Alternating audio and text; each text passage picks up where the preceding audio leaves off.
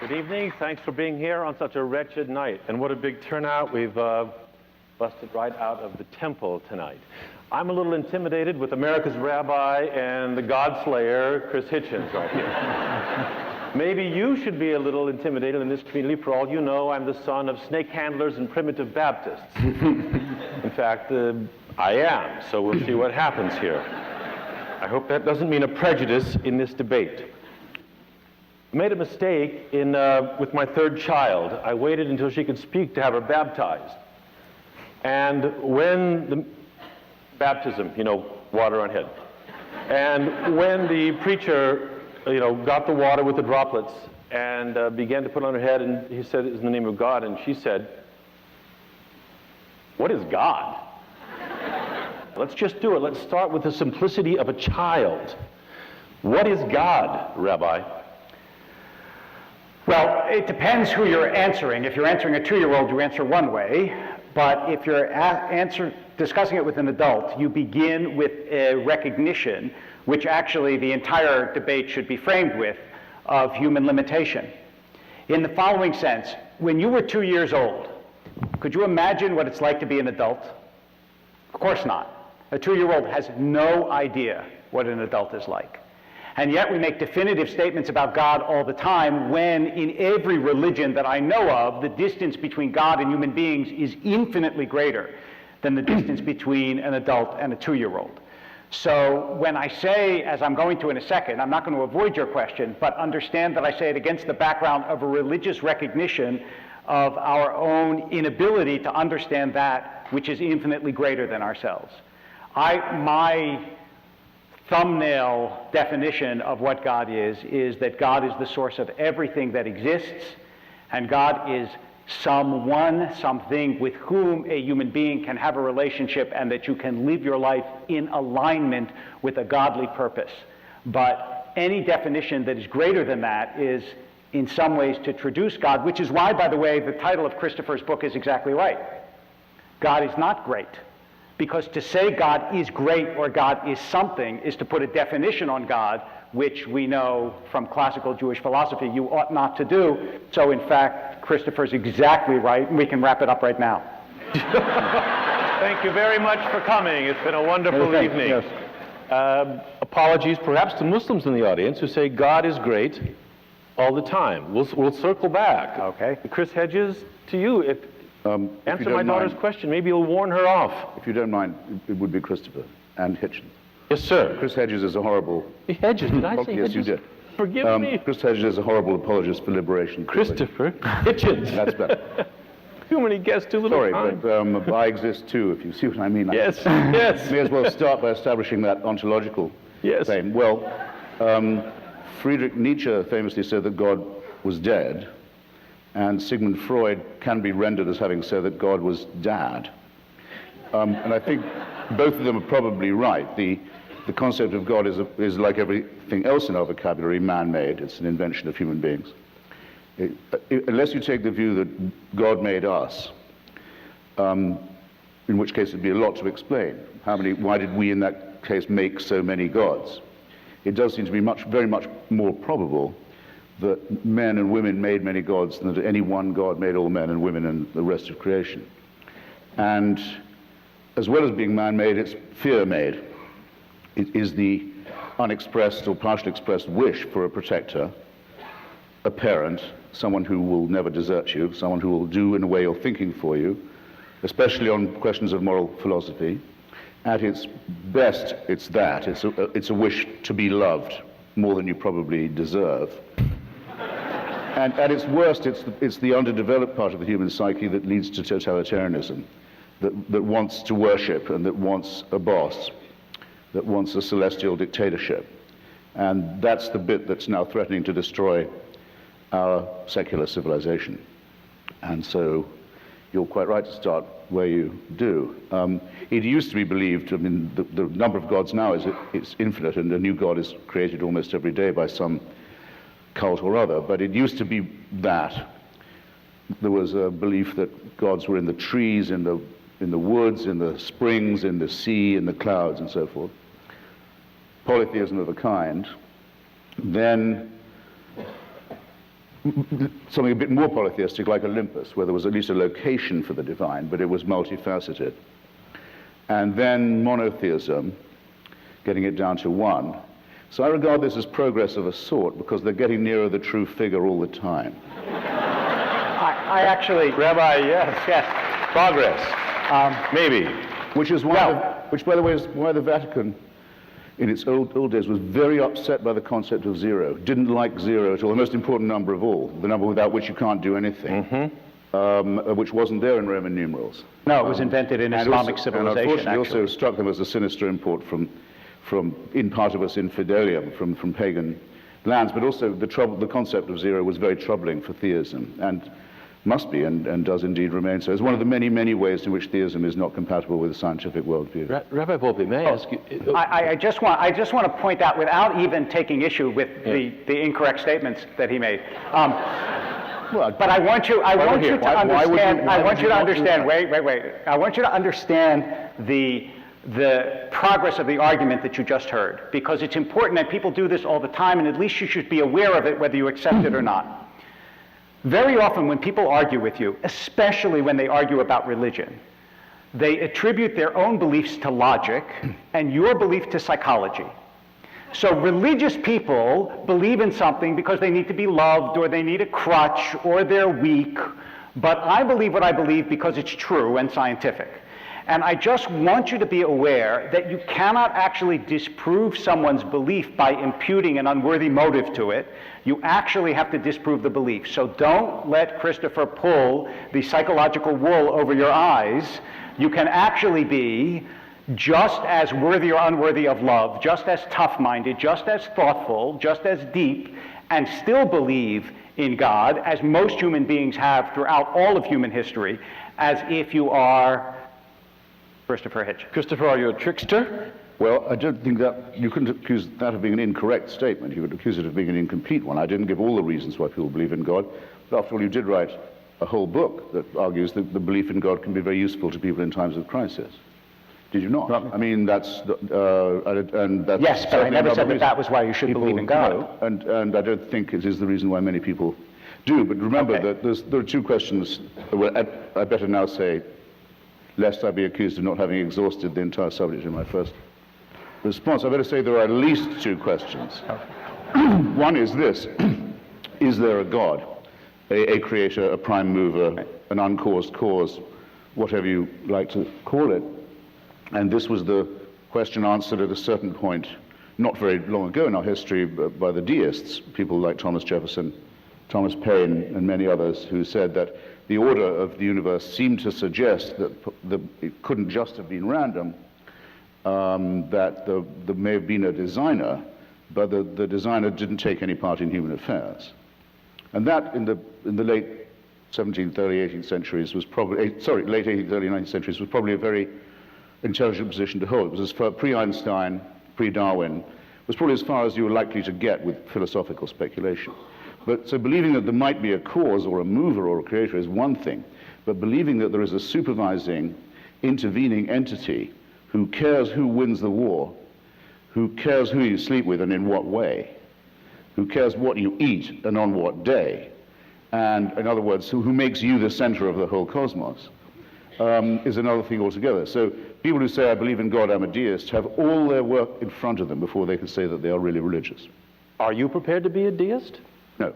No divine mover, even at the, whatever, the origin? There's nothing in the natural, in the cosmic order, or that's the macro level, or the micro level, that's to say the constituent of our own DNA and the things that we have in common with the other animals, and indeed other forms of life like plants, that isn't susceptible to a much better explanation. Well, here's... as the great physicist Laplace said when he demonstrated his working model, his orrery as it's called, of the solar system to the emperor, and Napoleon said, well, I see there's no God in this system, and Laplace said, well, Your Majesty, it works without that assumption. Rabbi, I don't want to play God, but to give form to this. Sure. It's 2010. You said you think of God as the source of all. In the year BCE, 2010, why attribute the source of all to divinity? What about science? And you just said... Well, that's right, exactly what I was just believing going to consciousness. address. First of all, there are two separate ways of thinking about this, both, and I'll offer them both briefly, and you can decide if both or neither is congenial to you. One is that, of course, you can't equate God and proof for God and discussion of God with a demonstration in a laboratory. That's never been the case. The idea is different, to shift it differently, which is this. I would ask you this question instead.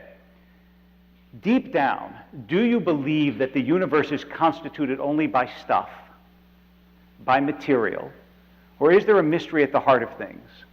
Do you believe that you are purely synapses, or is there something immaterial and eternal about you and those you love?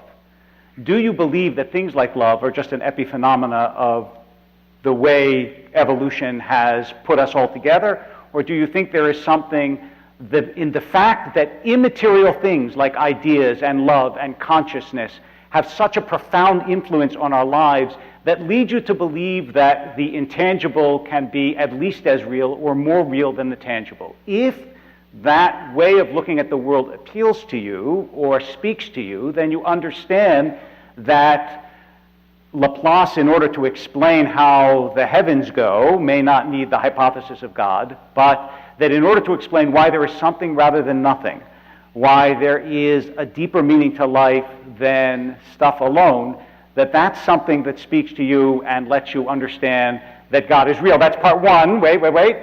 Part two is there are, in fact, things that are suggestive of something greater in even the scientific worldview, which is why, by the way, in the American Academy of Science, more than half consistently, and this has been true for the last 100 years, 52% of scientists say that they believe in God. And that is the fact that everything exists rather than nothing, that consciousness, which is still inexplicable to human beings, is real, that I make sounds, and which is immaterial, and it touches you in some way that makes you want to change things. The way of looking at the world, even from what we can see and touch and feel, suggests that there's something greater than what we know. And now, go right ahead. I can't paraphrase him properly, but you really ought to get hold of, it's easy to find on Google, a lecture given by Lawrence Krauss, who I regard as the greatest living physicist. And it's about the quantum, and it's about a whole universe from nothing. It's exactly how you get from nothing to something, in fact, quite a lot of things. One means by which this happens is the following. Every second that we're speaking, a star the size of our sun or bigger goes out, blows up or goes out.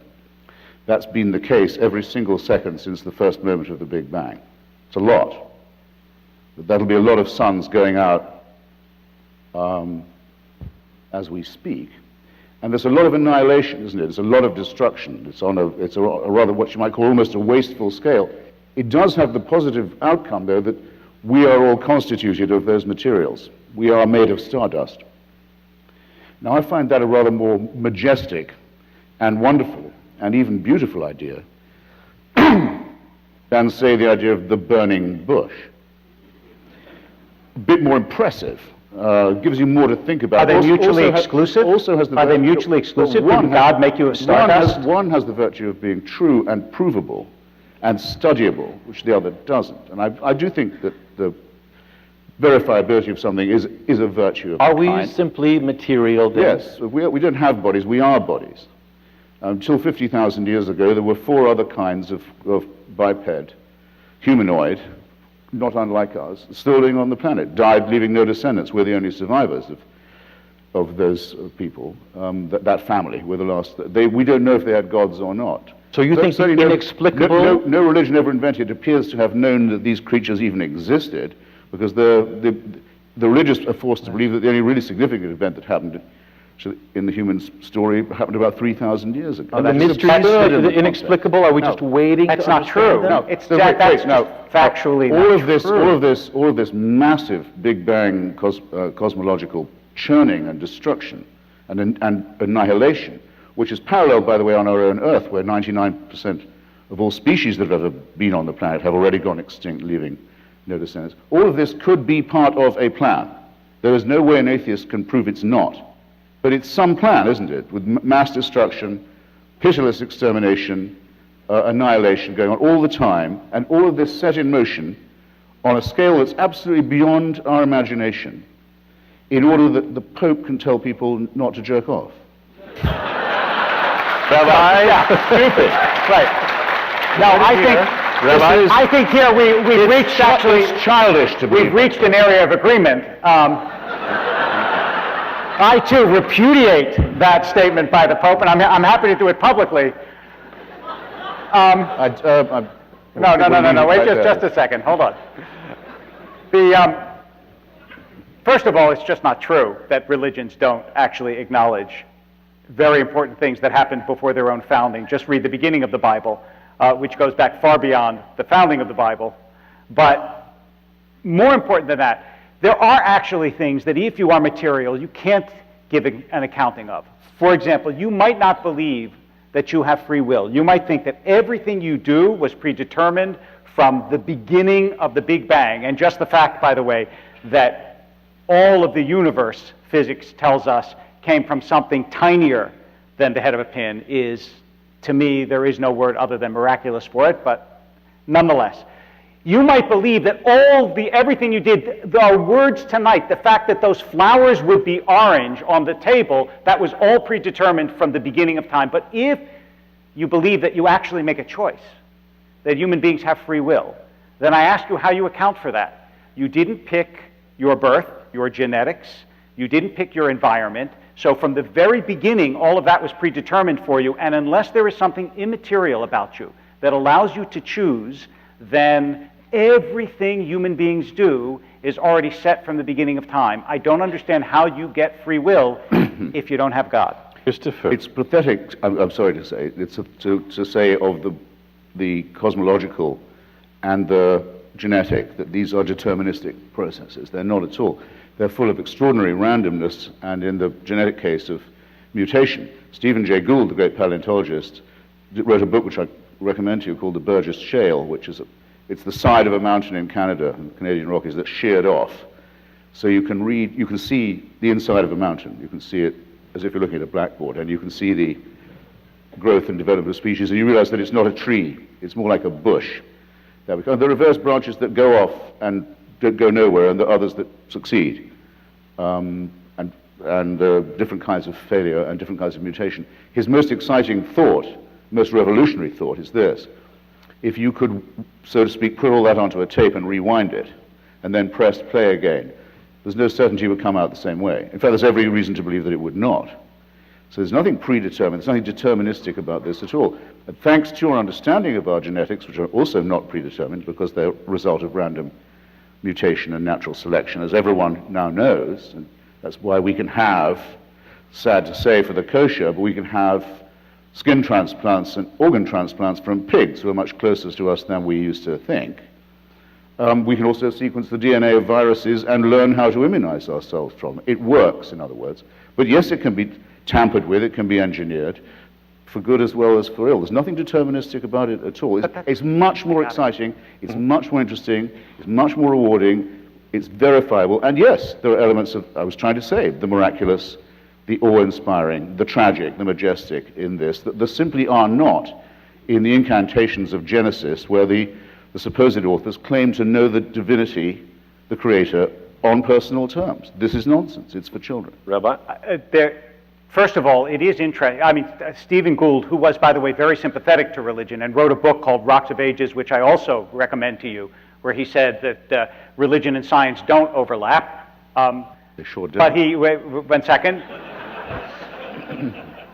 If you read his book on the Burgess Shale, he does say if you rewind, then you assume if you push play again, you would get a different result. And that's certainly true unless the result was intended. But more important than that, yes, there's randomness in the system. Nobody would argue that there isn't randomness in the system. But randomness isn't free will. Randomness is getting a result you don't expect. The question is, how do you get a directed choice, which isn't random? I choose right now to pick this glass up. Now, how did I make that choice If I'm purely a product of my DNA and my environment, then it's not a choice. Then it was programmed in, then it's instinct. And the whole point that religions always made about instinct was that human beings can rise above it. Unlike animals, which are the same at age 2 as they are at age 10, as they are at age 15, a human being grows and changes and chooses. That's the basis of religious I have to say, to me, it doesn't seem a matter of religion that I can choose to pick up this class. That seems to me to be well within what could develop purely scientific basis. How? I'm not a scientist, but it doesn't seem like a mystery of God to me personally. Oh, sure it is. Well, no, but seriously, where does the element of free choice come from? I could be purely instinctual and put my head in a stream and drink and choose to do that. But wait, one second. When you say choose, when you say choose, where does the choice come from any more than the choice of this glass to fall down? Where do you get a choice as opposed to a complex interaction of DNA and environment, neither of which you chose? Again, piling on completely unnecessary assumptions. It's also inviting a question that will make you uncomfortable. Go ahead. If you say that no, it's because God has given you free will, I have to ask you, how do you know that?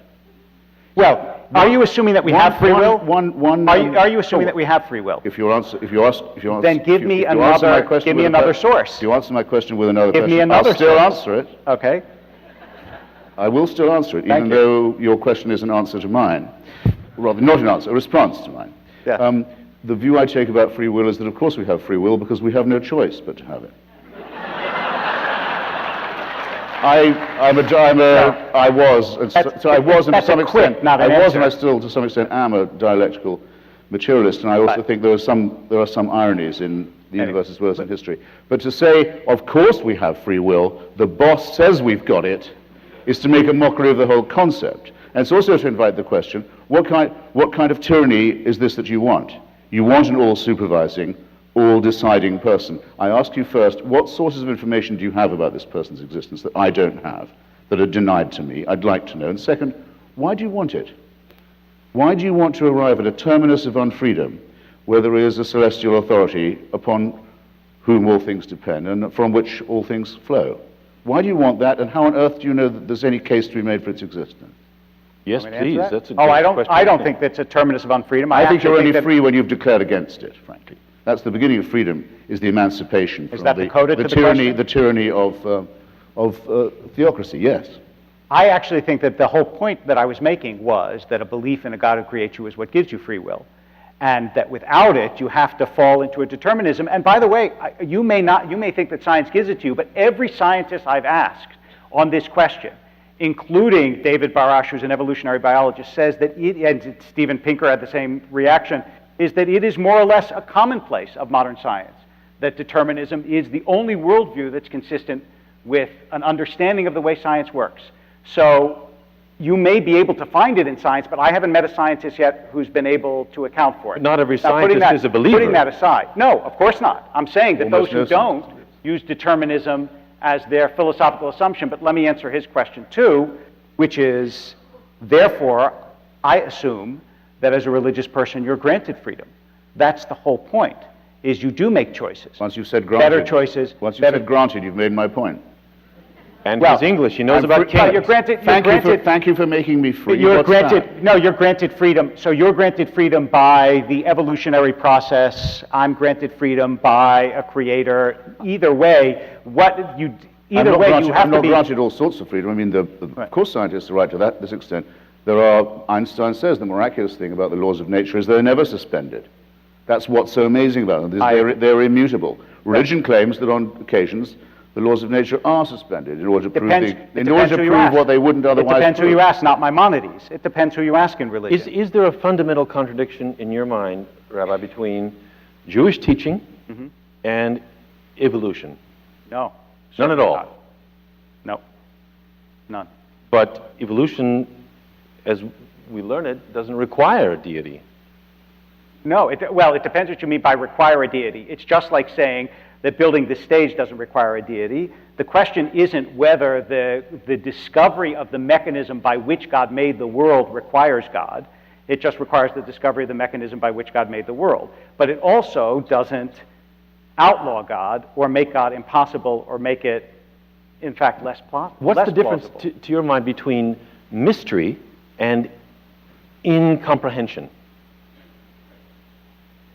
Incomprehension. In other words, will we incomprehension solve- describes my reaction to the question. Oh, great. America's Mystery, rabbi thinks right. my question's incomprehensible. I'm not sure I understand. Tell me again. Well, science other words, has progressively made a lot of things comprehensible. Yes. Mystery means those things that by the very nature of the world are unfigure-outable no matter how bright we are, no matter how hard we work at it. How do you know that they're unfigure-outable? Well, you're asking... I prefer that over incomprehensible. You're asking no in a way that I'm not willing to concede is the proper way to describe religious conviction. It's like saying to me, how do you know that love exists? Or how do you know that another human being is beautiful? Or how do you know that, I don't know, that these lights are a pageant of gorgeous colors? The answer is you don't know it. Some things you have as the deepest conviction of your soul, and they're things that make sense of the world in ways that nothing else makes sense of the world. But if you ask me, do I know that God exists the way I know that that glass is on the table, then I say you're putting it in an empirical, scientific framework, which is exactly the framework that religious people want to keep religion out of. No, but I want to put it the other way around. How do you know the mystery won't be solved one day? Because it's not a mystery of a question that's solvable. It's like saying, how do you know that the mystery won't be solved? That you have an ineradicable sense that the world is wondrous. I don't know how you would even think about solving such a mystery. I could understand it and still find it wondrous. Christopher, what about you? If it's not God, is it all soluble? Well, first, one day? You're right that science has made many things more comprehensible to us, and it's explained things that religion used to take credit for. In other words, now we know there's a germ theory of disease. Diseases are not curses or revenges from heaven.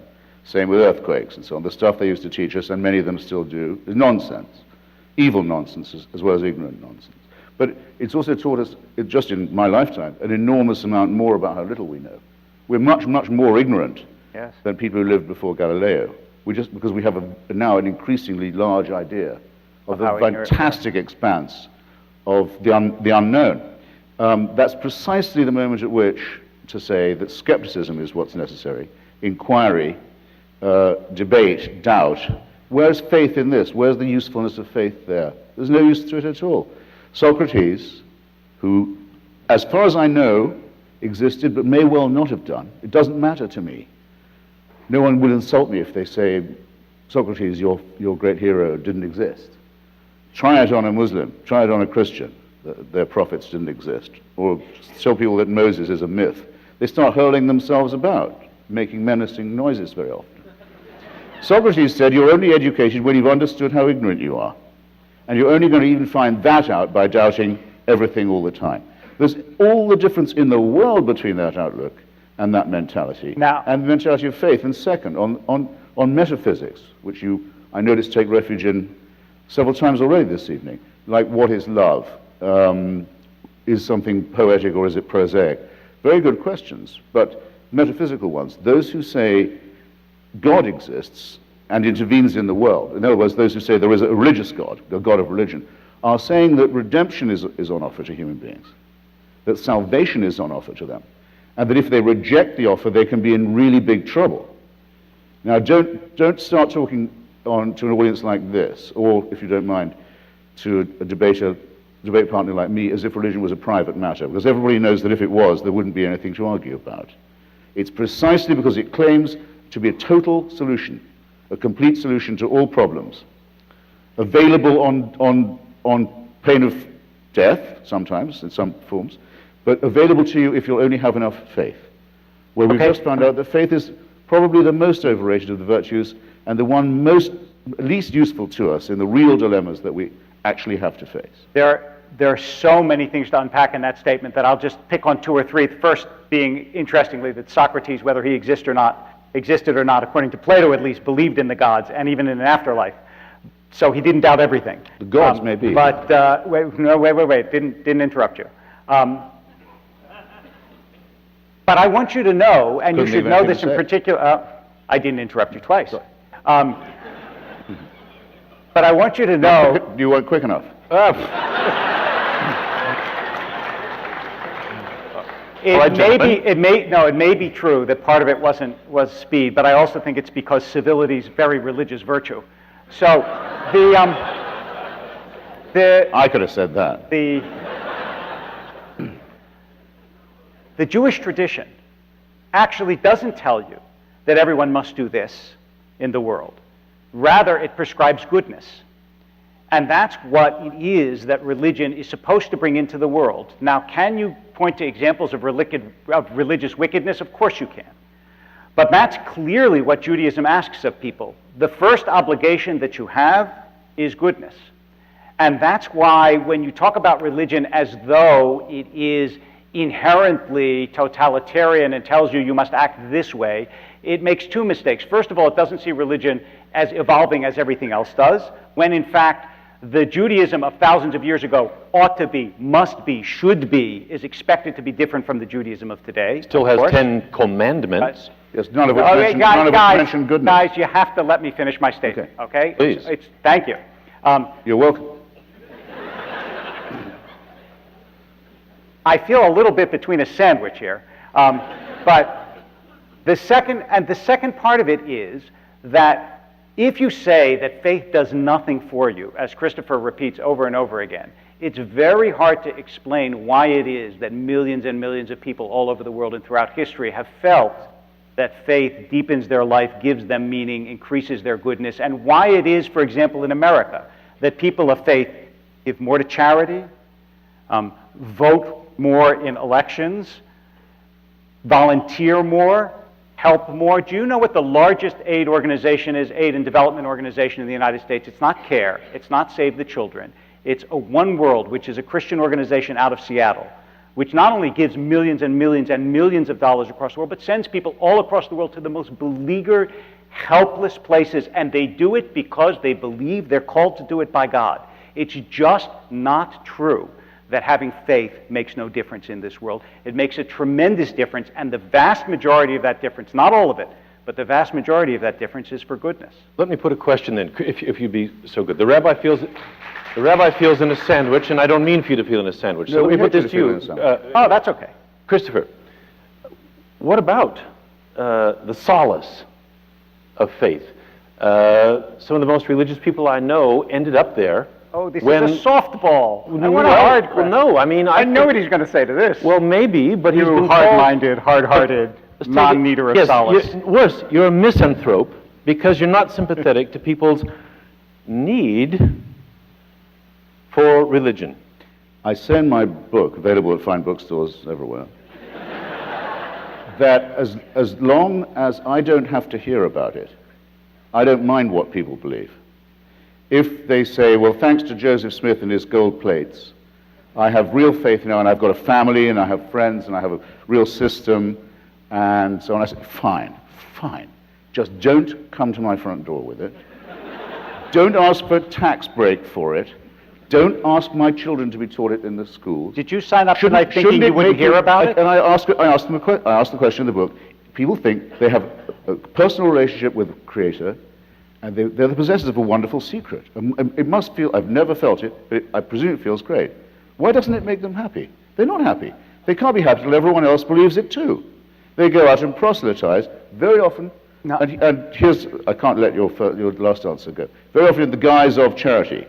You notice how often that religion, rather than answer the questions that I've put, like, how do you know there's a God? What evidence do you have for it? Which you say, well, lots of good people do good things because they're religious. Well, let's take the most recent pressing case. Richard Dawkins and I and a few others, in the response to the Haiti earthquake, set up an emergency charity for people of non-belief to give to, because so many charitable organizations are, in fact, proselytizing groups. So we raised about $2 million in a weekend. And all that money goes straight. By the way, thank you. If you go to Richard's website, you can find out more about how to donate to this, because it's permanent. It's going to stay in being.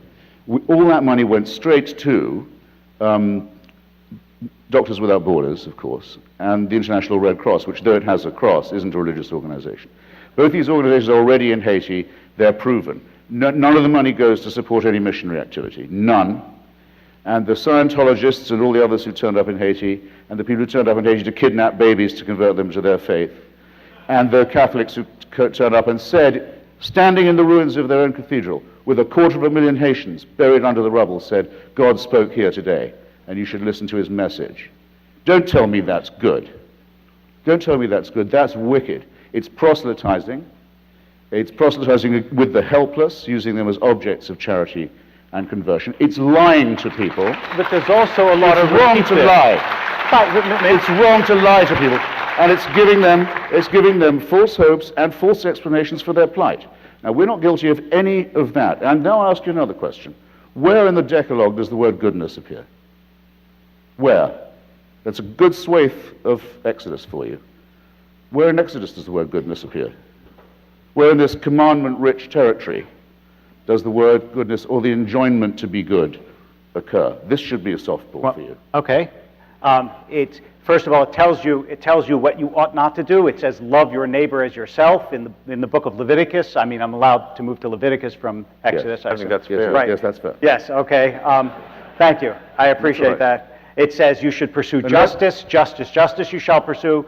It says it over and over and over again. And also, by the way, no tradition, at least certainly not the Jewish tradition, and I'm not aware of any other tradition, is only the Bible. Judaism is a long exegetical tradition, and it says several times in the Talmud that the one purpose of the mitzvot is litzaref et habriot, which means to refine human character. It's clear that Judaism is directed around goodness. It's repeated over and over again. The whole system and framework of mitzvot are to get people to treat each other decently. And if you say, which you do, that people use authority, governmental authority, religious authority, military authority, political authority to do bad things, my answer is, of course they do. Anytime you set up a structure of authority, people will do bad things. Churches, other things. But that isn't what I said. But yes, of course. So what you say is, what you heard is, when religion does good things, it doesn't count because sometimes they want people to believe what they believe. When it does bad things, it's because of religion. When you make everything good that happens that religion does invalid, and everything bad that religion does representative, that's called arguing in bad faith, which is ironic for someone who has none. Oh, it seems a fair question. Yes, but it's not, I mean, as I know you know, that isn't at all what I say. I don't say bad things are done in the name of religion or by authorities. I say it's religion itself that is the problem. I go out of my way to make clear that I don't take refuge in any other position. Now, in Leviticus and in Exodus, if you're a neighbor, you better not, and you're supposed to love him. This person had better not be an Amalekite, a Midianite, a Moabite. Better not be a witch. Yep. The destruction of whom is enjoined. Right. Better not be a homosexual, the stoning of whom is enjoined. Better not be a slave, the terms of enslavement of which are all laid out. Now, these are primitive, tribal, agricultural. Most of the commandments, by the way, all the Decalogue, by the way, is addressed to the property-owning classes. Here's what you can't do with your servants. Here, your servants must also obey this commandment. Why are the commandments addressed only to people who have staff? Why are the women, rather a large objection, I would have thought, why are the women counted as part of the animal and chattel that's disposable by these holders of property? Couldn't it be any more obvious that this is a man-made phenomenon, and at a time when people were not at their best and were full of fear and ignorance and greed and covetousness of other people's property? Can we be faithful and not be trapped by history? Not all of its elements are Well, it's not only that, but as Christopher knows very well, I assume that the Bible was put together by human beings, and that the Jewish tradition is a long evolving tradition, as are other traditions, in which the dross of history is gradually refined in the same way that you would not expect someone 3,000 years ago to be able to understand the sort of arguments that you're making tonight. People change. There's an evolutionary process also, not only to biology, but to sociology, to ideology, all of those things. And that's why the question is very much, does religion make people better? And can these systems refine themselves? And can they get rid of the stuff that's bad in religion? And I think that to assume that you can cherry pick the things in the statements in religion that are negative, and those things are necessarily enduring, contradicts the history of every tradition I know. Well, cherry picking is an odd word to use for something that's thrust upon you. I've got no choice but to study the Decalogue. No, actually, So I point out it says it's addressed to property owners and enjoining them to keep women as property. So are you? Oh, you're cherry picking. Are you you're nitpicking. Are you I'm in not. favor of theft, murder, and adultery? Do you think those are good things? Well, here's exactly the nub of my question. If what you say is true, Yes. not that, and I've never said, I couldn't be interpreted as having said no religious person can do a good thing. But if what you say is true, this should be true, and you should find it easy to point it out. Okay. There must be something, not that they can do or do, but that I cannot do, that's a good thing. Either a moral statement made, or a moral or ethical statement performed, that a person of faith could perform that I cannot. Now, You must be able to identify that. No, actually, if your point is to have any how force could you? at all. How can one human being do something that another human being can't do physically? Physically, of course, you could do anything that I could do, but I can say lots of things you No, I said don't a moral do. or I can say ethical lots thing. of things you don't do, not that you can't do. You probably don't do, as I do, bless your child on a Friday night. You probably don't create great works of art based on religion. You probably don't go halfway across the world feeling that you're motivated and called by a God who tells you to help other human beings. I mean, all those things are things that religion motivates people to do. Not that you can't do them, but that people generally don't do them if they're not motivated by religion. No, get real. I mean, pronouncing an incantation Yes. isn't a moral action. Of course it or is. is it? No, it isn't. It's only not a moral action if you don't It can feel subjectively the be enormous. It's if not a you- moral if action. you- Anyway, it's it is only not a something. moral- It is wait, something. wait, It it's is not- something I could do. It's not. I know, of course you can, and I encourage you to do it. Yeah. It's only not a moral Maybe action one day. if you don't feel Not. the unique expression of love when it takes place in an atmosphere of sanctity that is not the same as saying to a child, I love you. I have to tell you, I mean, some of you knew my father, who passed away in May, who was a rabbi. When I think of the most powerful and intimate moments that I had with my father, it was when he put his hands on my head and blessed me on a Friday night. Now, he would not have done that were he not religious, and it wasn't the same as when he kissed me goodnight and said, I love you. Because there is an element in which religious people dwell, it's called a world of sanctity, that you can't invoke and can't dwell in if you don't believe that that realm exists. Christopher, So do you? Well, wait. First, I'm sorry for your loss. As the Irish say. Sorry for your trouble. Right. Second, but I'm still going to have to insist. I don't think anyone in the audience can consider that's an answer to my challenge. Of course That's it to say there's a moral or ethical statement or action that an unbeliever could not perform. But could not means that you're physically incapable of it. And No. I'm willing to concede No, if right it's here, goodness, it would you be can morally do everything I can do. Well, let's Of not go course that you far. can. Let's go. Of course you can. All right. Well, then. Okay. I mean, all right. you have to say wouldn't do. You Well, can't say I will leave, can't since do. you won't answer it, I'll just leave the question to the audience. If anyone I can just come did up it. to me and say, here's a moral thing you couldn't do, not don't do, but could not do, that only a religious person do, I'd be very interested to hear of it. No one's ever come up with anything. let me ask you a Second, question. there was a brief corollary. Think of a wicked thing done, or evil thing said, that is done precisely because of faith. You've already thought of one. But any that, Wait. but any that someone who doesn't have And faith now couldn't do. and now Wait, you've tell me one that No, someone who I doesn't didn't- have faith could not do. I didn't say that. Okay, but that's exactly the point. No, it's not. A human being can do certain things, whether they're believers or not. They have the physical ability. It still doesn't. Believing something doesn't give you a it's new to physical you, ability. It's no problem to you that the suicide murder community, the genital mutilation community, these are all faith-based communities. Do you want And me to while we're answer on that? the subject of charity, who doesn't hear Hamas saying, the reason we're loved by our people is because we provide social services. We help the needy. We're the only people who come out and do that, which is, by the way, I'm horrified to have to say is true. But do you excuse them for that because they're charitable? Of course No. not. Do you not think that they bless their children a whole lot? Yes, and I bet think you that's a could- beautiful I've thing heard that they them do. it. Right. You try being. I don't think a they're- Muslim children and not be a child not be blessed the entire time. That's part of the authority that they claim. They claim Christopher, to own I these want people. to ask, This is all faith-based. who steps up to, you won't like any of the language, but life has a lot of despair. People fall into despair. Who steps up to save? And I don't mean in Christian terms necessarily at all, but who steps up to reach out to those people? And for society as a whole, if you don't have the teaching of religion, what will offer a kind of moral construct? I don't see it in schools. Union halls are gone. Who's going to give people I live in such a world. structure of I live in such a meaning? world. It's called Hollywood. You see Hollywood. what happens. Well, Yeah, exactly. I mean, right. it may have blemishes. It may be deeply flawed. It may be fatally flawed, you would say, but what's the substitute? What's the structure for moral teaching and save the despairing? I think despair is quite a good starting point myself.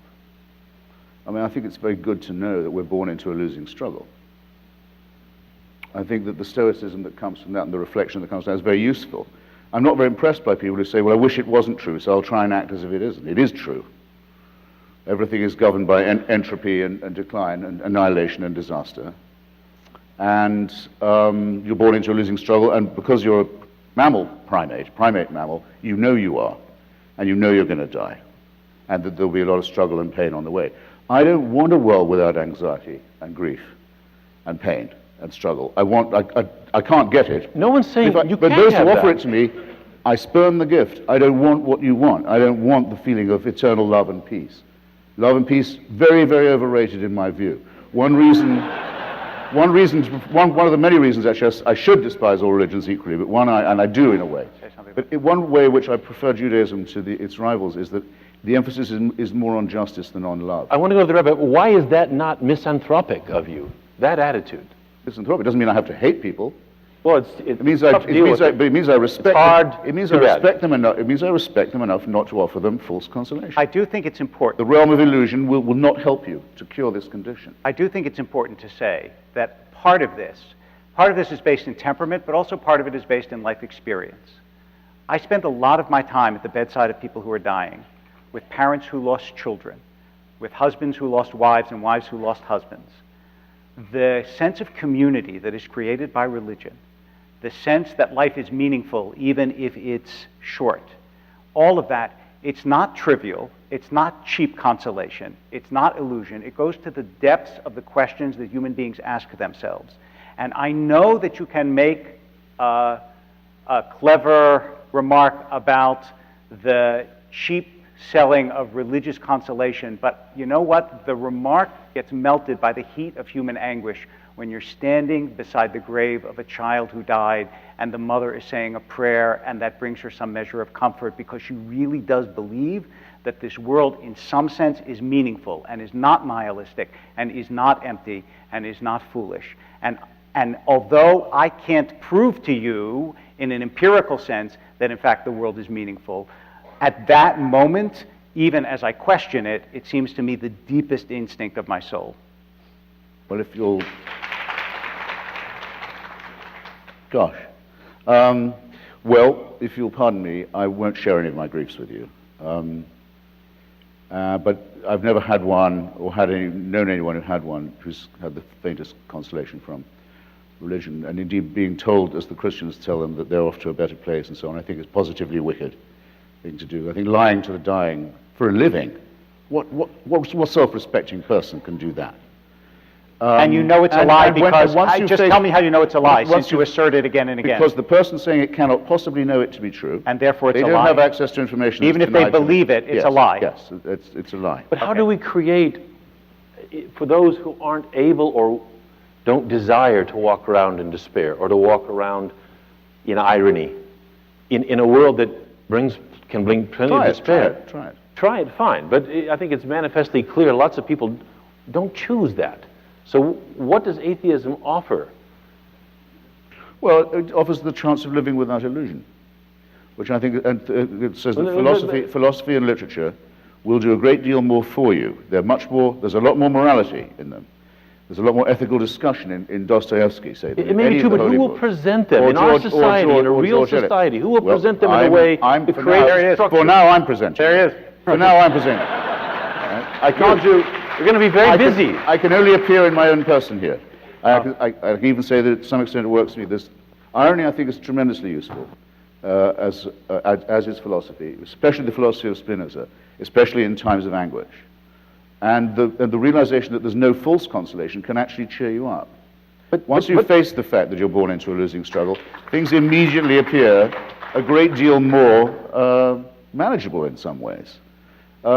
And really, of the remarks against this made, not one of these remarks couldn't have been made by a devout member of the Muslim Brotherhood.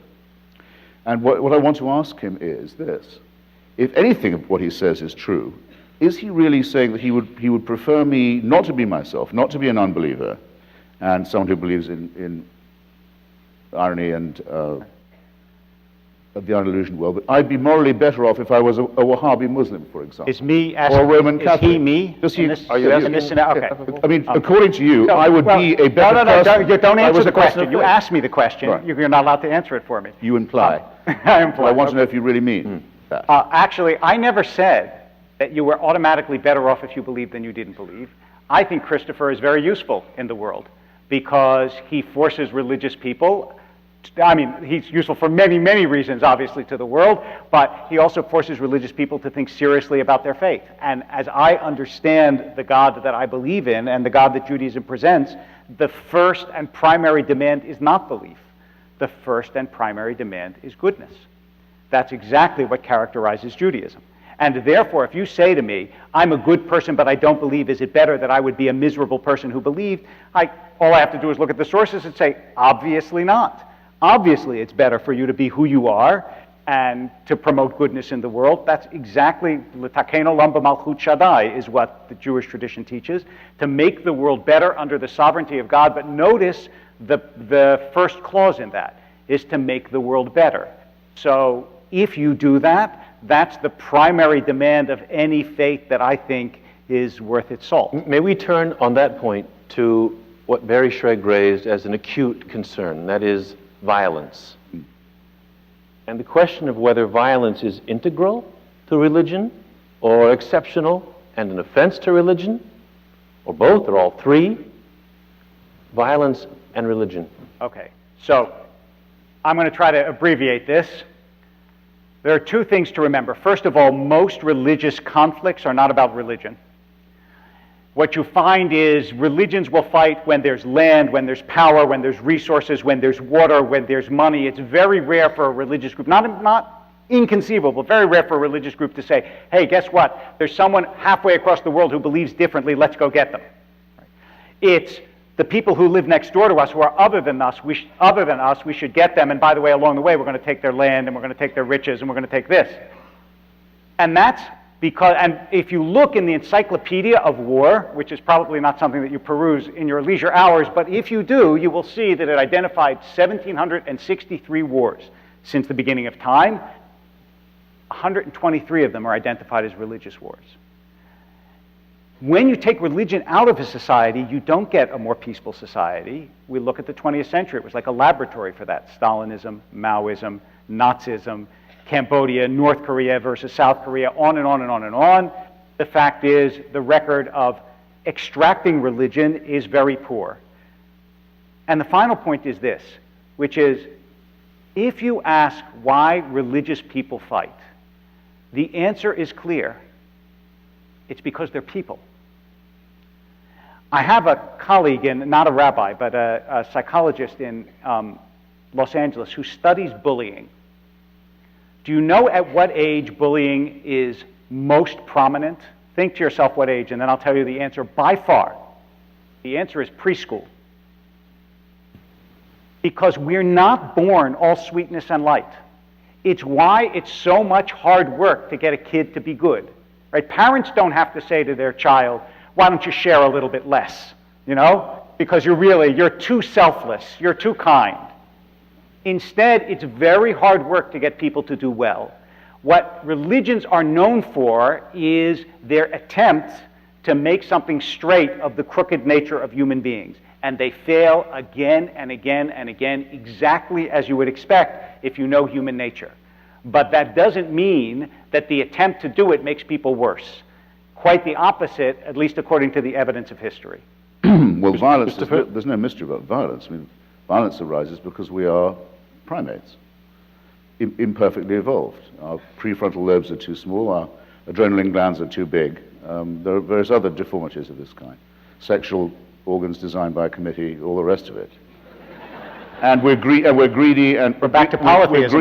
We're greedy and fearful, and but covetous of other people's and also surprisingly, it's probably our biggest defect.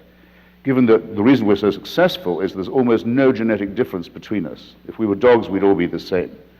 Breed, there's fantastically little variation. But we're incredibly prone to tribalism and ethnic and racial what Freud calls the narcissism of small differences. So, of course, if a tribe, let's say, that's calling itself the Children of Israel, for the sake of argument, decides that it should kill all the other tribes that get in its way, take their women as slaves, butcher their men, take their land, take their cattle, and so battle in this way across to Canaan and take everyone else's land and burn down there.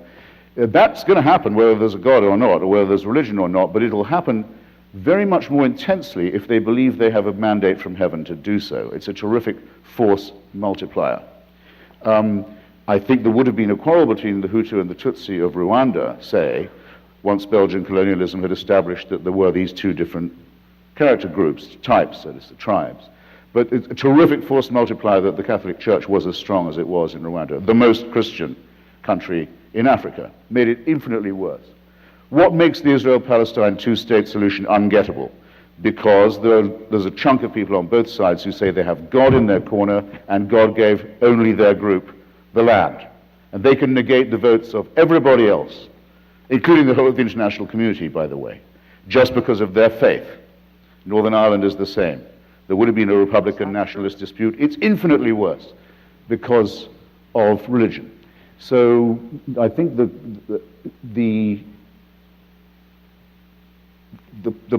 corollary I'd like to hold would be that the less religion there was, the less violence there would be. But I can't in good Darwinian conscience say that.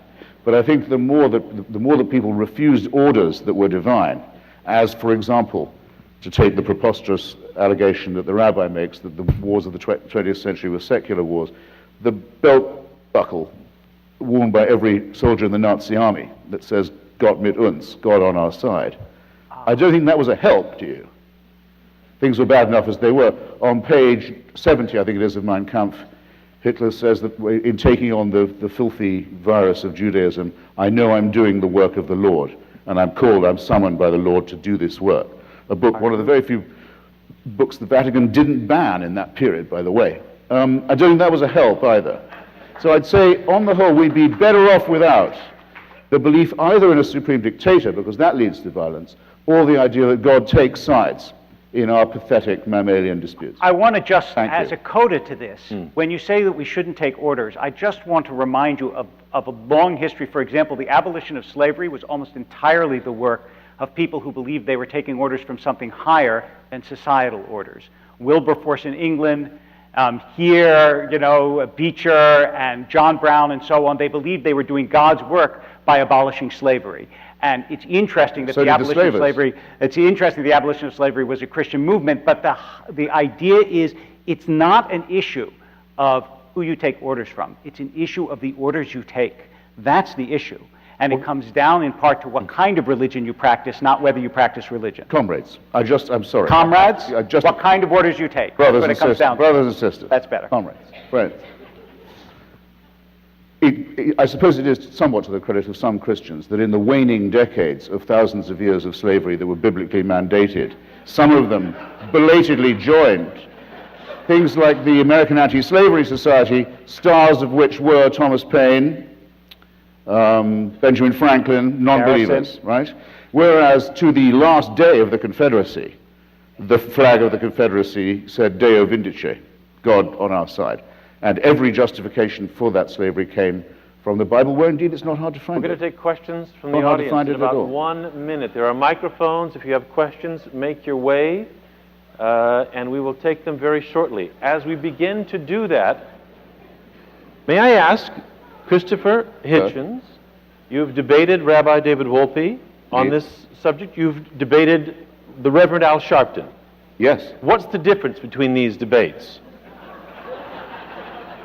Well, the Reverend Al Sharpton is another case of the damage done to society by religion, because once it was agreed by the rest of America that black people are best led by preachers, and once it was agreed to write out of the civil rights record the heroic black secularists like Bayard Rustin and the great black union leader Philip Randolph, who actually organized with the help of the United Automobile Workers the March on Washington. Once all that had been forgotten, and we decided, yeah, black people, they really love their preachers, then once Dr. King has gone, it's one succession of junk demagogues after another, all of them given the mantle because they're in holy orders. There's no fraudulence you can't get away with in this country if you can get the word reverend put in front of your name.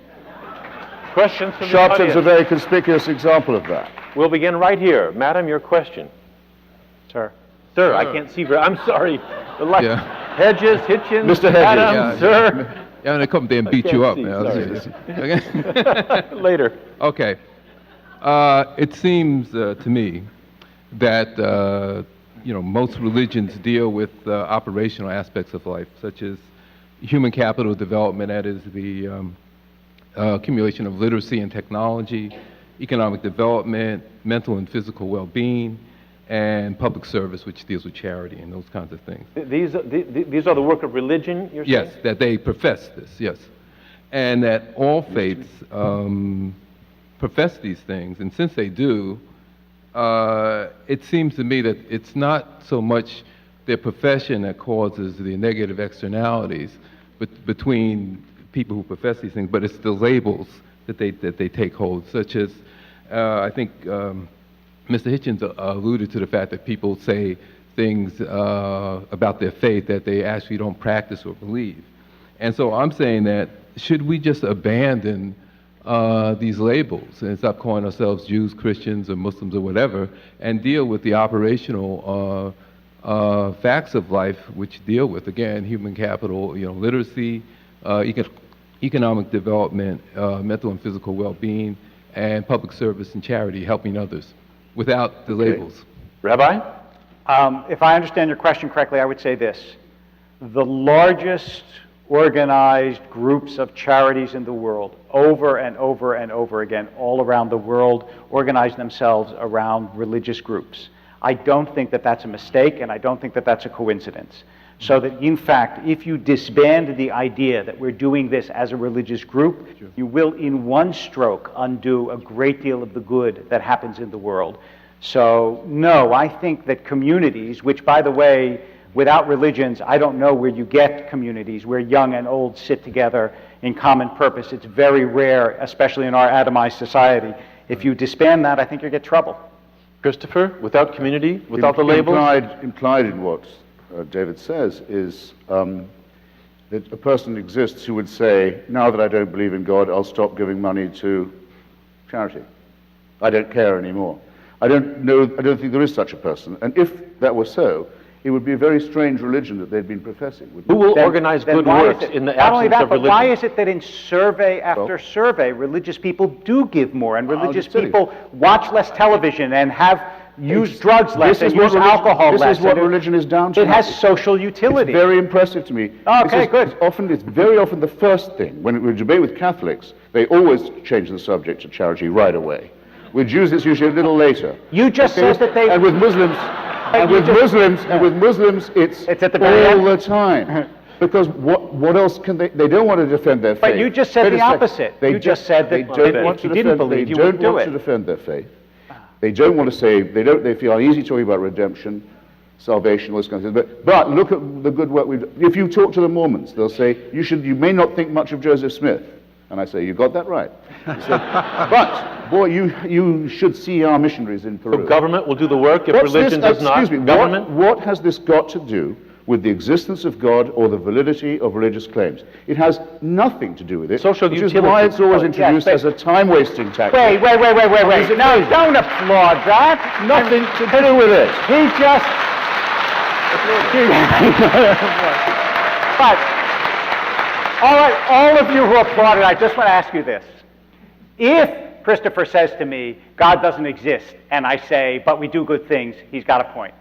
But his previous comment was, people who don't believe in religion do good things. In response, I say, in response to the question, people who believe in religion do good things to a greater extent. And then he says, well, why aren't you talking about whether God exists? You made an argument against the social utility of religion. I then made an argument for the social utility of religion, and you turned theological on me. I have not conceded that it's to a greater extent. Let me give you an example. With the great Brazilian photographer, Sebastião Salgado, whose wonderful work on the primary producers of the Third World, you ought to be familiar. One of the great photographers. He's the ambassador, as the UNICEF calls it, the United Nations Children's Fund, for the eradication of polio. I went with him all over Bengal. We got it down to the point where, except for a few bits of Afghanistan and El Salvador, polio was almost gone from the world. it could go with smallpox. Not a small thing. Done by UNICEF, a secular organization. And we nearly got, a date was announced, but we were pretty sure polio would be gone. And it spread back because largely Muslim groups in Nigeria and also in parts of Bengal and Afghanistan told people, don't go get your children inoculated. It's a plot by scientists and Jews and others to sterilize Muslims. And that plus the Hajj, that plus the wonderful devotional habit of going to Mecca all the time and taking all your diseases with you has meant that polio is back all the way across Africa now. So I'm not going to have it said that in order to do good, you've got to be more religious than someone who... It's complicated, but I want to get another question, if I may, sir. All the practical evidence is the other way, and it's nothing to do with the claims of faith. Practical evidence. Nothing. Okay. Sir. Thank you. Thank you. First comment to Mr. Hitchens. Thank you for a very well-argued book. Oh. You and I are in violent agreement. Appreciate it. Second, it seems to me, not to talk about religion and faith for the moment, but the question as to whether God exists. Let's not duck that one. It seems to me that to discuss that subject, one needs to have some scientific knowledge. My question is very simply to Rabbi Wolpe, and please take a second to think about it.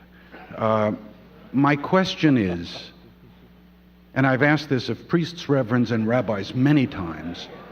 We're ready.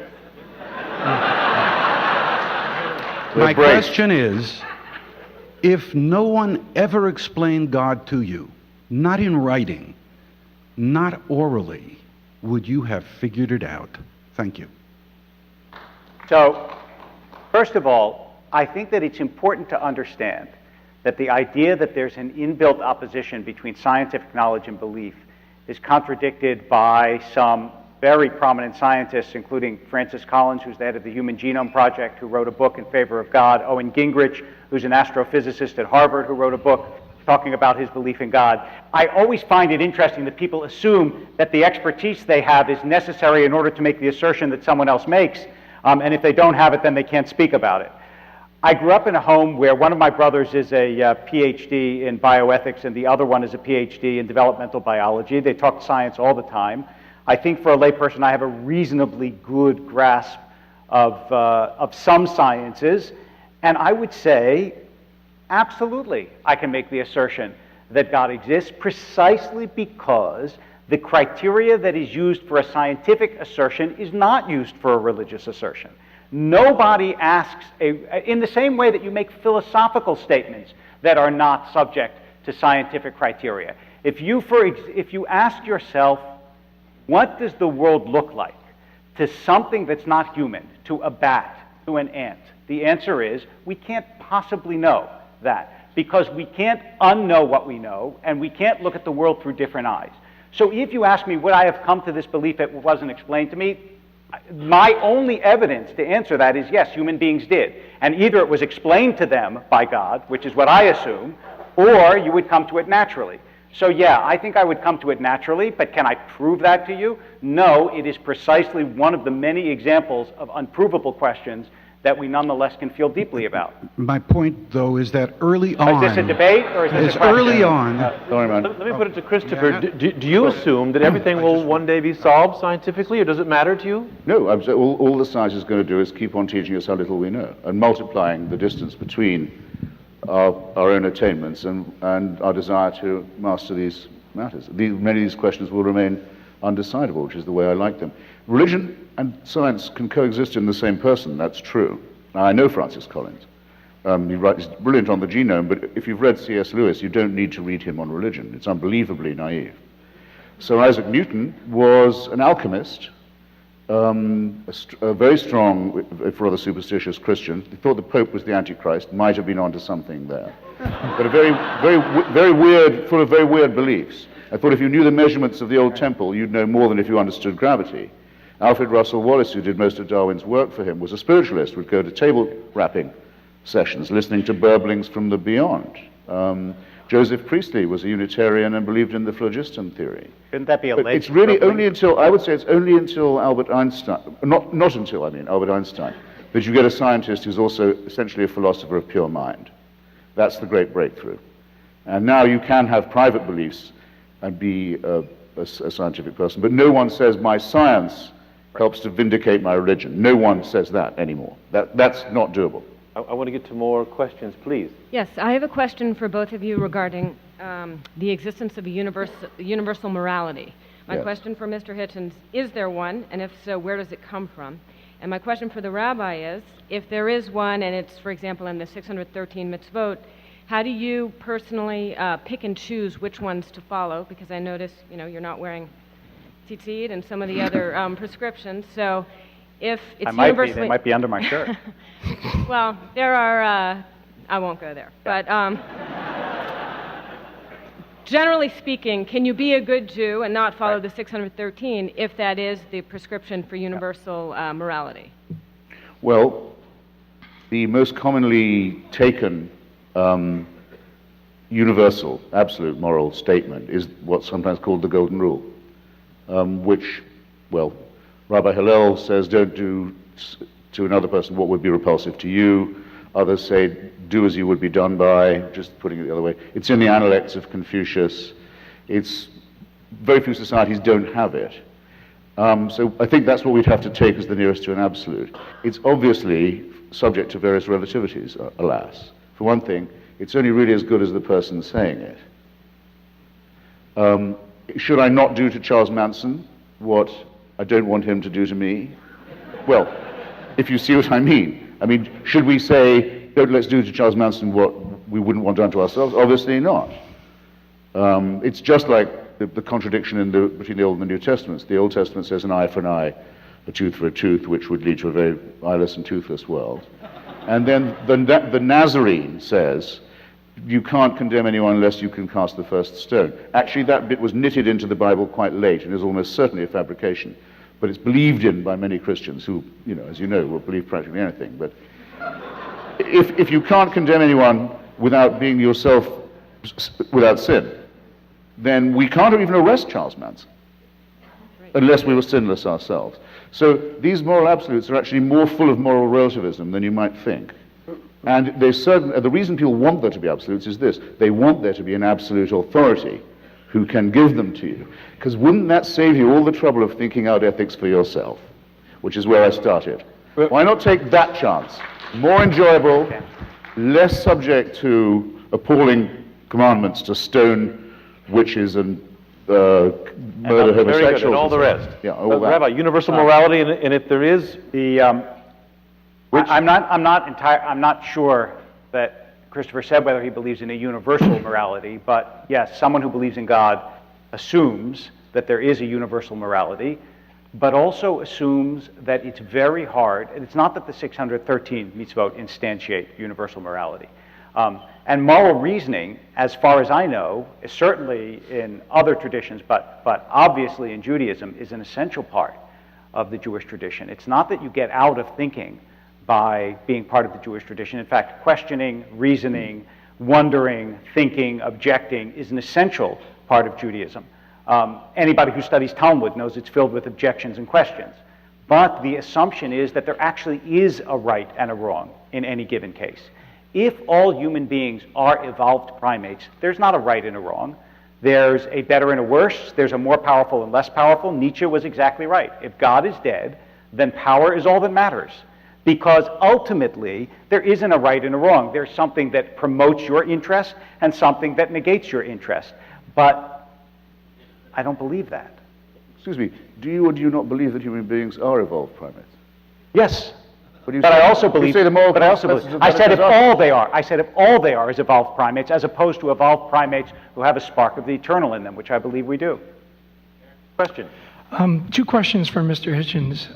The first one is, I was taught by a physics professor that if you go back to the Big Bang, beginning of the universe, in the first 1 to the 61st of the first second, the entire universe is in a tiny amount of space, and at that size, space and time can cross. And his point was that the whole universe came into existence out of a hiccup in the space-time warp, and therefore it's just kind of a big accident that we were here. And so my question is the same one that I posed to him that day. Why is there a space-time warp? Which leads me to the second question, which is, wouldn't it make more sense that there would be nothing? Should be no universe, there should be no space-time warp, there should be none of us, and unless we're hooked into the Matrix right now, we seem to be here. And so... You take that as an argument for God? Is that what you're saying? For something. There's a great mystery at the core of the universe, and then why are we here is the second question, to argue those out. Okay, thank you very much. Well, I'd commend to you someone who's much more expert on this subject. I started by mentioning Lawrence Krauss's lecture on A Whole Universe from Nothing. But where's the grandeur, where's the divinity in the hiccup? And who produces the hiccupper? All you get from this is an infinite regression. Who creates this creator? It gets you nowhere. And again, if you do make the assumption, which I can't dispute or certainly cannot refute, that there is a first cause or an uncaused cause, it still doesn't mean that there's a God who takes sides, answers prayers, enjoins morals. I didn't ask about that. No. I didn't. So I'm afraid you compel me somewhat to repeat myself. Can I just ask a quick question Yes. about what you just said? If it's an assumption that you can't refute, which I understand, I think everybody here would say you can't prove that there's not a God, but that doesn't mean that there is one. But if it's an assumption that you can't refute, why is it that when someone says, I believe that it is true, do you say they're lying? I didn't say that they're lying. You said to me, when someone stands Someone when you lie, someone yes. who goes to tell a child that if they don't behave well, they'll go to hell. That wasn't the example that we Someone who used. goes to the deathbed And says that I believe that there's a world other than this one. You're going to a better place is I think, a charlatan, a nauseating charlatan. I'll let it. And the question is whether religious people at the highest level have a better understanding of themselves than people who claim to be atheists. And in particular, we can ask the question, is Mr. Hitchens himself really as great an atheist as he claims? He's pretty good. Yeah, he's pretty good. Mr. Hitchens, are you a closet believer? No, a point of agreement between the rabbi and myself is that the human species, mammalian, primate, so on, though it undoubtedly is, and made out of the dust of exploded suns, does have a need for, I would say, the transcendent would be one word, the numinous, even the ecstatic. Wouldn't trust anyone who hadn't felt this. And it has obviously to do with landscape, light, music, love, and I think also a permanent awareness of the transience of all things, and the melancholy that invests all this. So it isn't just gaping happily at sunset while listening to music. You're doing that knowing that it can't last for very long. Very important part of the awareness. People who didn't have this would, I think, be beyond autistic. But there's no need for the supernatural in this at all. There is no supernatural dimension of which this gives you a share. And yes, of course, for poetry and literature, we are rather stuck with the pathetic fallacy, if you know what I mean. The pathetic fallacy is giving human attributes to material things. So we're tempted to do that too. Rabbi, can Hitchens be saved? Just on the word evil, though, I personally find it a word you absolutely have to have. I decided this in Iraq, as a matter of fact, after I'd seen the Saddam Hussein's attempt with chemical weapons to destroy the Kurdish people of northern Iraq. I'd seen as it were, the stench of evil. I thought, now everything else that you could say about Saddam Hussein, psychopathic dictator, mass murderer, genocidalist, bad guy, as some people used to call him, things of this kind, wasn't up to it. There was a surplus value to totalitarianism, a sort of a numinous bit, a shimmer around it, that meant that evil is a word we could not do without. Do you see in he who speaks up for the numinous the possibility of belief? Do you smell a potential person of faith in Hitchens, or no way, no how? I think, no, I mean, to be perfectly honest and not to make a cheap joke about it, I think that Christopher is a person of tremendous, impressive faith, not the faith that I have at all, but faith in justice, faith in goodness. I mean, what he's done with much of his life is, I think, really awe-inspiring. That doesn't mean for a minute that I think that he's being dishonest about his lack of faith in the things that I believe, but does he have faith in a different sense Absolutely. Can we do more? Yes? Mr. Hitchens, you are likely the world's most charming, roguish, and enlightened atheist, and I love you for that. But as a Sufi Muslim, I'm very ruffled by the title of your book. Of all the titles that you likely had at your disposal, did you have to settle for the literal negation of Allahu Akbar? Yes. I thought so. Thank you for that question. Thank you. No, it's a very good question, and I'm glad. I wanted to come back to it. Why? Yeah. As I've said, I think that all religions are wrong in the same way, in that they privilege faith over reason, but they're not all equally bad in the same way all the time. I mean, if I'd been writing in the 1930s, I would certainly have said that the Roman Catholic Church was the most dangerous religion in the world because of its open alliance with fascism and anti-Semitism, which the damage from that our culture has never recovered from and never will. But at the moment, it's very clear to me that the most toxic form that religion takes is the Islamic form. The horrible idea of wanting to end up with Sharia, with a religion-governed state, a state of religious law, and that the best means of getting there is jihad, holy war, and that Muslims have a special right to feel aggrieved enough to demand this, I think is absolute obscene wickedness, and I think their religion is nonsense. And in its entirety. The idea of God speaks to some illiterate merchant warlord in Arabia, and he's able to write this down perfectly, and it contains the answers to all human. Don't waste my time. It's bullshit. But you're saying the same about it. Also, that God speaks. The Archangel Gabriel speaks only Arabic, it seems. I just want to say, in retrospect, you were very civil, actually. I don't know what I was thinking. Is this the same characterization of all religions? Well, actually, no, because remember, Islam makes one special claim for itself. All religions claim to be revealed truth. They all are founded by divine revelation. But Islam rather dangerously says, ours is the last and final one. There can't be any more after this. This is God's last word. Now, that's straight away a temptation to violence and intolerance. And if you note, it's a temptation they seem quite willing to fall for. Rabbi, Second, do you have any I had another motive. Another motive, which is this. If you remember Dick Gregory, the older comrades here will, great black comedian and civil rights activist, when he came to write his memoir, he called it nigger. Right. It upset a lot of people, including his old mum, who called him and said, "Why are you doing this?" And he says, "Mama, every time you hear that word again, they're selling my book." So every Allahu Akbar reminds people that we're in a very serious struggle with a very depraved religion. And that help is available. Friend, you give no quarter? Look, he believes in the prophecy of Muhammad. I'm sorry to say, I think he's been, at best, conned. Yeah. Our time is ticking down. With respect, if I may be the protocol guy, sorry.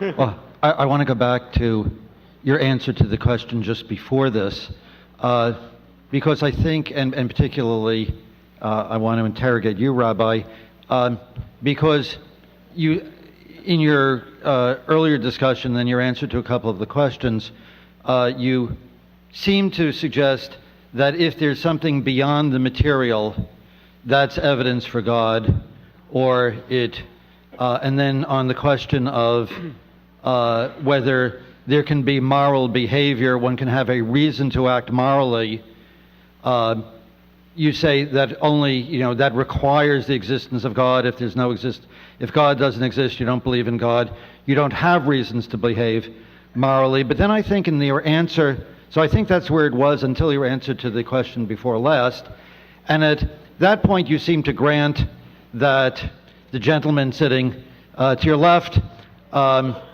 actually did have reasons to act morally, even though he does not believe in God. Yes, that's right. And I'm trying to figure out... I'll explain. The difference is not whether people in their own minds have compelling reasons to act morally. The question is, if you don't believe in God, and you say, you know what, I'm going to... why would you do good in secret? As Balzac put it, perhaps only believers in God do good in secret. Now, obviously, that's not true, but you understand the ideology behind it, which is, if you don't believe that there's a universal moral code that comes from beyond us, and that human beings make up what's right and what's wrong, why is it that I as a human being can't decide this is right for me even though I know it's going to be wrong for anyone else? In other words, the standard that arises only from human beings is easily broken by human beings, whereas if you think that goodness is woven into the fabric of the universe, which is what a believer says, then it's always wrong at all times, in all places, whether someone's watching or they're not watching, whether you're a believer or you're not a believer, that's always true, and that's the distinction I was trying to get at. I was very struck, because this is the core question, so we might as well revisit it. I was very struck this week reading, I'm sure you saw it, the Pope's brother, Monsignor Georg Ratzinger, who runs the choir school in Regensburg. He's discovered recently there's been some unpleasantness at this school, of which he was the steward for about 20, 30 years. He said he didn't know about any of that, and surely claims not to have taken any part in it, but he said he did used to smack the boys around quite a lot. He said until Bavarian law changed and made it illegal for teachers to hit children. Right. I thought, well, I don't want to be told anymore that without religious people we wouldn't know what morality was. He didn't know this until the secular law intervened and taught him how to behave. Now, wait. What is the church, what is the whole racket of the church in this? Protecting itself from it, saying, they were all ordered, don't go near the courts, don't go near the police, we'll sort this out among ourselves. And they say they're the people who prevent us from succumbing to moral relativism. I'm not hearing it from them. I'm sorry, it's insulting to be talked to in that way. The great recent governor of this state, Mr. Romney, wants to be president. Okay, there's a constitutional issue here. Mormons are supposed to say that they're prophet, as they call their leader. His word is sovereign over anyone else's, including the Constitution of the United States. So Romney has to say, and finally people did force him to answer the question, well, do you think that about your prophet? He said, no, the Constitution takes precedence in all cases. Fine. So to the extent that he's an acceptable person, it's to the extent he's not a Mormon. The discipline of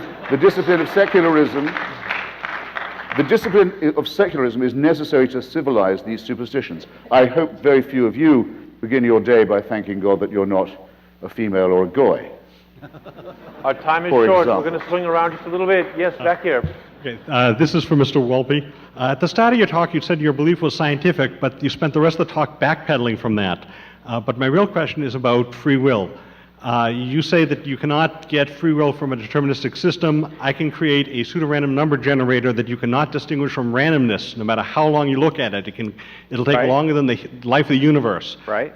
So where did you get... That gives you randomness. That doesn't give you intentional free will. And I never said at the beginning. But if you use that at the beginning, by the way, that my belief was scientific. Okay, but if you use that as an output, it's deterministic, but it gives you a random result that you can use for free will. Now, where did your deity get free will, if it has it? If it doesn't have it, it's not much of a deity. If it does have free will, either it got it itself, why can't we do it? Or some other deity gave your deity free will, which gives you infinite regress. This will be our last question, I'm afraid. The answer is that there is no analogy between the deity and between human beings. Just like when someone says, who gave birth to God, that's a misconceiving of the religious concept of God, which is that God has always existed, and God isn't a biological creature. Therefore, God doesn't get free will the way human beings get free will. The objection and the problem with human beings getting free will is that if we're purely biological, how does that alchemical, metaphysical free will get into us?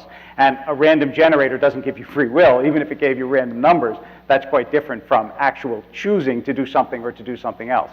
Well, who do you think in our society is winning this debate? The atheists, the new atheists, the religious? Where's the center of gravity going? And this will be the last question, I'm afraid.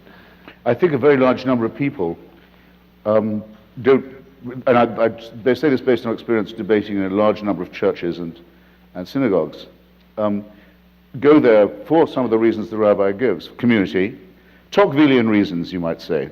American communities, charities, self-help, often they run a school, this kind of thing.